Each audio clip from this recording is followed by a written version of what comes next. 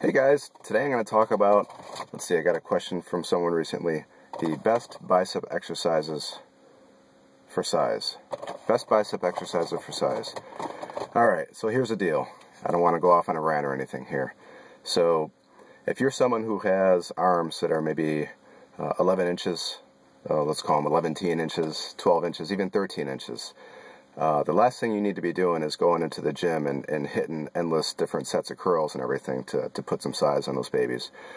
What you need to do is focus on just full body workouts, and I talk about this a lot, and getting on a good nutrition program. So I'm a big fan of pull-ups, and if you can't even do one pull-up, dude, don't sit there and focus on curls and everything. Get to the point where you can do multiple pull-ups. Chin-ups and pull-ups are awesome exercises to put some size on your arms. Now, do I have huge arms? No. But, I mean, I'm not going to complain. They're about 16-inch guns. I'm 170 pounds right now. I'm pretty happy with that. I also have cervical spine issues up here, so it's pretty tough for me to load it down pretty hard. But I spend a lot of time focusing on big movements, bent over rows, the pull-up variations, all that stuff. So let's say you have decent sized arms. Okay, well then pull-ups are only going to get you so far. Now is when you really want to start hitting the different curl exercises. Should you stay away from curls altogether if your arms aren't that big? No, of course not. We all love doing curls. You can throw a few sets in at the end of your exercise. But if your arms are a little bit bigger and you just can't get any more size on them, that's when you really want to start hitting the different dedicated bicep routines.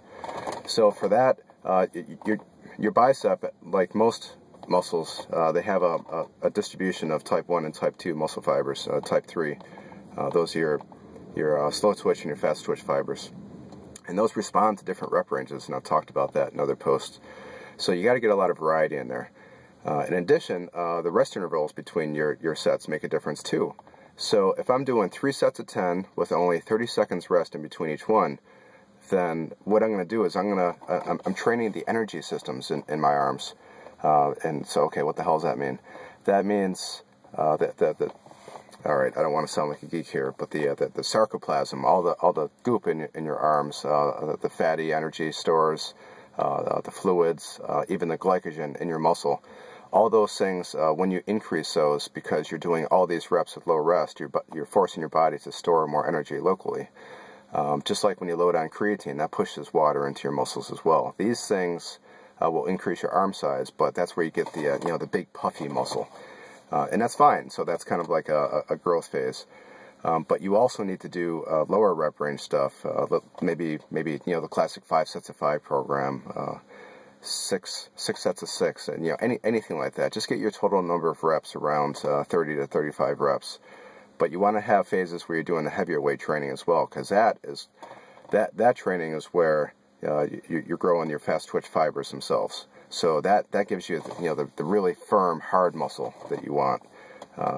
So again, if you focus only on high reps, even high reps with longer rest intervals, those will grow the type 2 muscle fibers, which is important. But I see too many people just doing endless sets of different curls where they're just not resting a whole lot, and that's just one type of training. There is no wrong way. You need a lot of variety.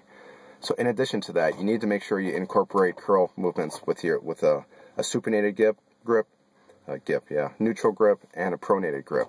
Those hit your arms in different ways as well. There's a muscle right in the middle of your bicep and your tricep called brachioradialis, and that one kind of gives you that three-dimensional Street Fighter 2, if you remember that video game. Those awesome arms like Ken had in there.